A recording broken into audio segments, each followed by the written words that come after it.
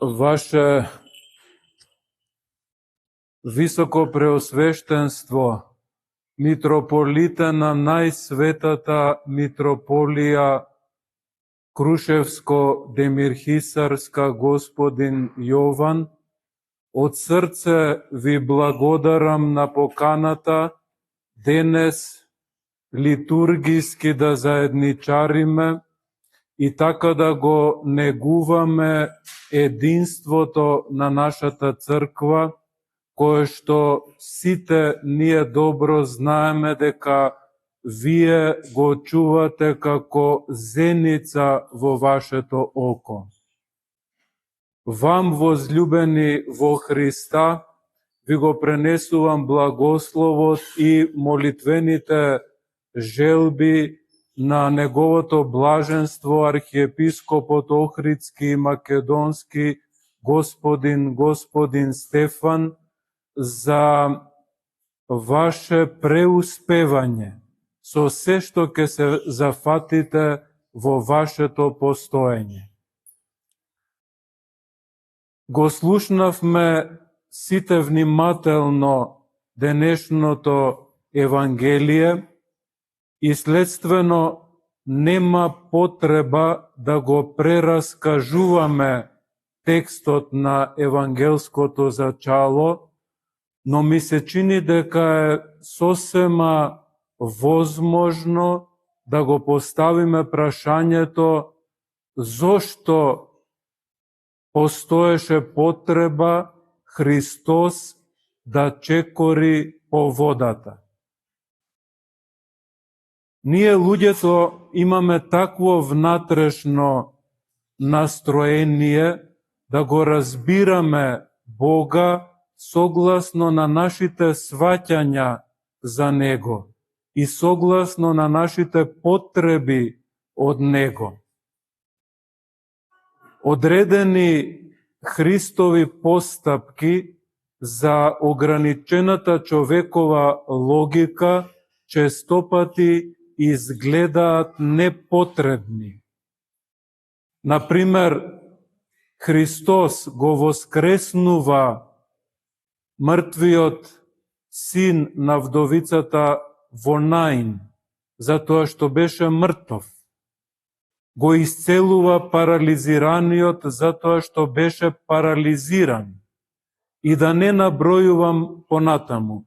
Во суштина станува збор за чуда кои некако се блиски до човековата логика. Но повторно се поставува прашањето зошто воопшто постоеше потреба Христос да чекори по водата. Христос сака да покаже очигледно дека можностите на човековата природа после воплотувањето на Логосот Божји се неспоредливо поголеми од тоа што и човекот како чудо може да го направи. Затоа што, например, знаеме дека и светиот пророк Илија го воскресна синот на вдовицата во Сарепта Сидонска. Зар не е така? Но, со чекорењето по водата се покажува промена на самата човекова природа. Христос го воведува животот Божји во човекот и потоа го води човекот надвор од границите. Светиот Григорий Нисиски зареченово го користи терминот епектасис, проширување, би можеле слободно да кажеме експанзија на човековата природа. А светиот Максим Исповедник во контекст на реченово во однос на човекот карактеристично вели на енергин ке енергистет ин антропинин фисин и перта еавтис орија. Односно, човекот може да действува над појавните природни негови граници и може да ја прима на себе несоздадената енергија Божја. Значи, се чини некако сосема логично после речено дека непомјаникот втурнува во животот на човекот еден куп нереални проблеми, само за човекот да се заплетка во тие нереални и нерешливи проблеми како во некаква мрежа, се со цел да престане да заедничари со Христа. Станува збор, значи, за, рековме, нереални проблеми, бидејќи за нив не постои решение. За да го илустрирам реченово, ќе ве подсетам и ќе ве повикам да го препрочитате оној антологијски расказ, навистина впечатлива повест на Чехов со наслов "Смртта на чиновникот". И ќе видите што се случува со човекот тогаш кога ќе го тргне погледот од Христа и ќе почне да гледа во морето на нереалните проблеми. Сосема друго се разбира се благословените искушенија кои што Господ ги допушта во нашето постоење како еден вид негов диалог со нас, за преку тој разговор со Бога ние да растеме, да омудруваме и да стекнуваме искуство во животот. Од денешново Евангелие, очигледно, Петар, погледнувајќи надолу, погледна во слабостите на човековата природа. Погледна во непреобразените енергии и затоа на некој начин се покажа дека им даде ним непотребно значење, па почна да тоне. Да гледаше во Христа, Петар ке стигнеше до Христа по морето и ке беше како морето да не постои. Истото се случува и со секого од нас. Тогаш кога ќе го тргнеме погледот од Христа, тогаш ние почнуваме да тонеме. Се разбира, слабостите постојат, но тие немаат сила, немаат моќ да не потонат.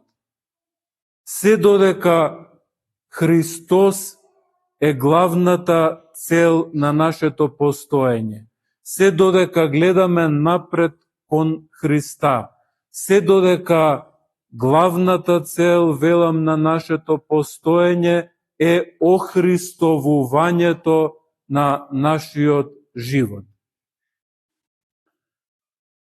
Светиот Порфири Кавсокаливит вели дека човечкиот живот е една трагедија, односно би можел да биде трагедија, затоа што човекот е создаден според икона на апсолутниот.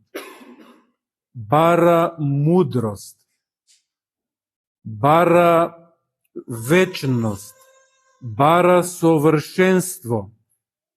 и си мисли дека нема да ги добие заради смртта.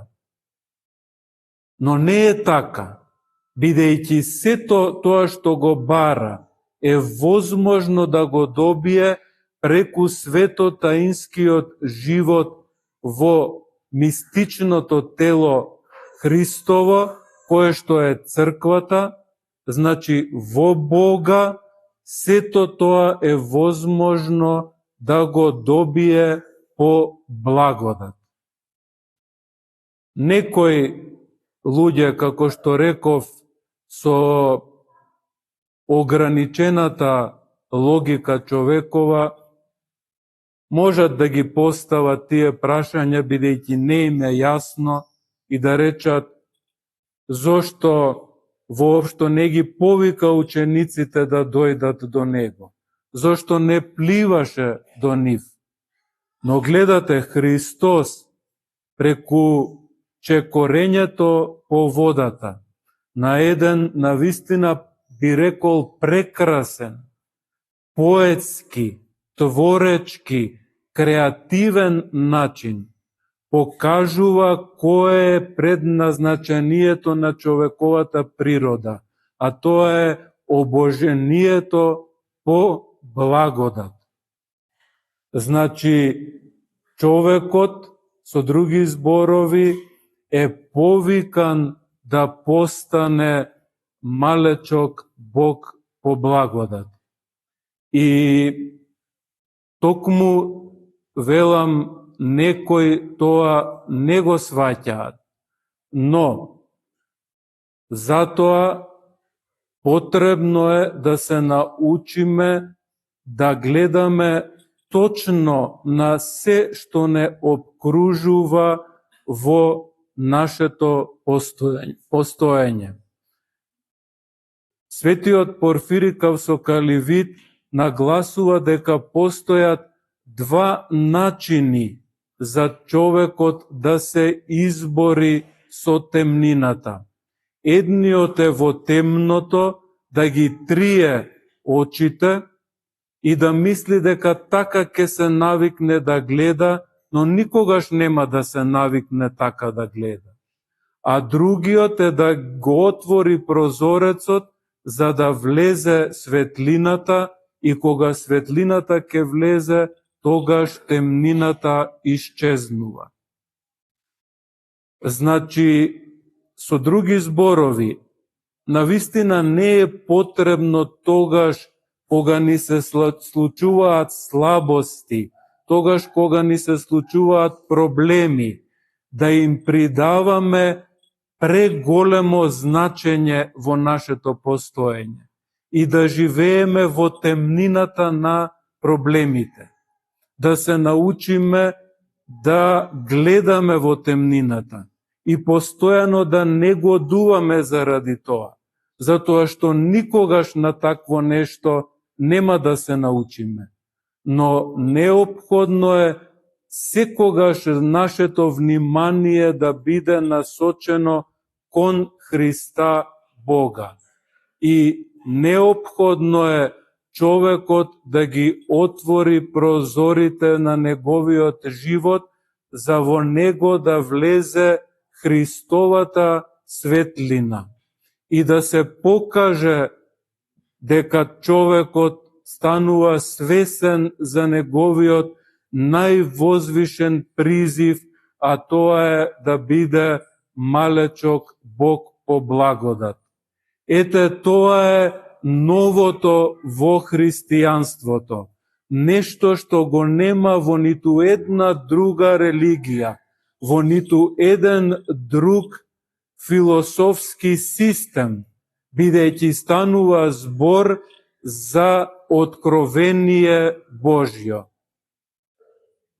Нема да должам повеќе, возлюбени, само ќе кажам за крај по молитвите на светиот Климент Охридскиот чудотворец и по молитвите на вашиот митрополит, Господ нека не покаже сите нас тука заедно, луѓе кои што до безкрај ќе ја шират природата на човековото постоење.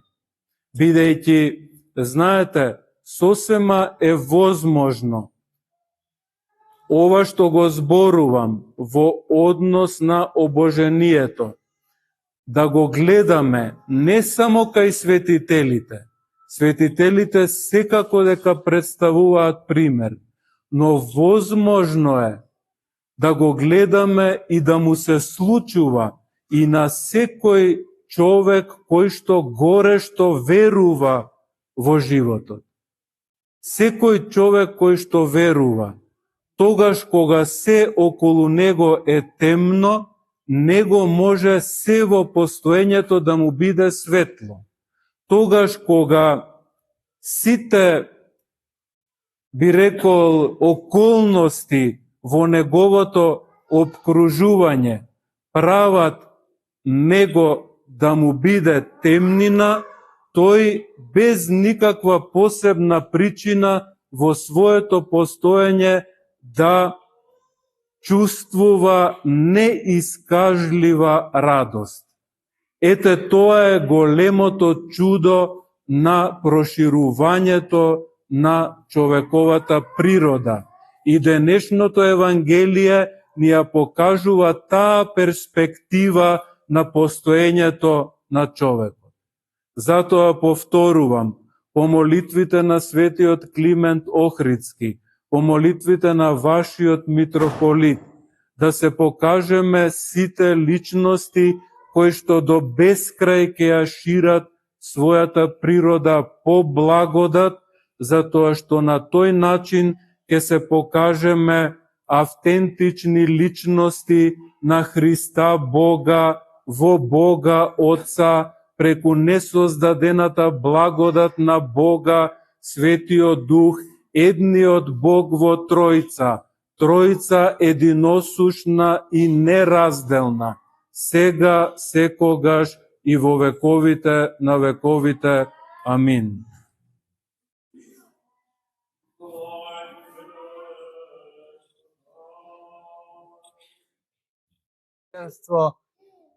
Немам зборови да ја изразам благодарноста што денеска сте овде со нас и што ја делите оваа евхаристиска радост со сите кои учествуваа во неа. Ви благодарам за прекрасната проповед што ни ја искажавте овде во црквата во времето кога ги искажувам номилиите. Затоа што таква содржајна беседа народот во Крушево сака да слушне и сака да си ја обнови својата евхаристиска спознатливост која го упатува кон црквата и кон сите црквени дејствија. Меѓу црквените дејствија кои денес ги чиниме е литијата, за која и специјално ве поканевме да дојдете, која минува низ улиците на овој град и го благословува целиот град. Тоа е благослов за сите нас. Затоа ви благодариме однапред што ќе учествувате во таа литија и што ќе го благословите овој народ кој живее по овие крушевски сокаци.